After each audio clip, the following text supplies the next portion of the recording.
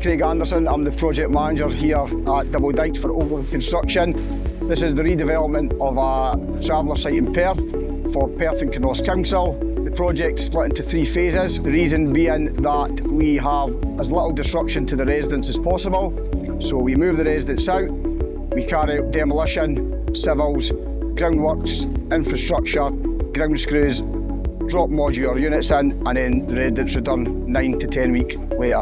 The project is partially funded by the council, Perth Kinross, and partially funded by the Scottish Government. So what you'll see is the ground screws are located in and through a 200mm concrete base. To the left-hand side of the chalet is a driveway for a caravan, a trailer, van, car, and below the chalet is a concrete base also. This is just for aesthetic looks and to maintain a good housekeeping standard throughout the project life. It also adds a bit of additional storage for the residents. It's easier to work with, keep cleaner, tidier, and for any future works it gives us a clean base to work from. So the site is very ecological sensitive. We've had various ecological surveys carried out, nesting, bird control, bats, the River Almond running directly around the back of the site. We've got pollution prevention plans in place. So Ogilvie Construction, we were awarded this project at very short notice and managed to mobilise and get on site very quickly.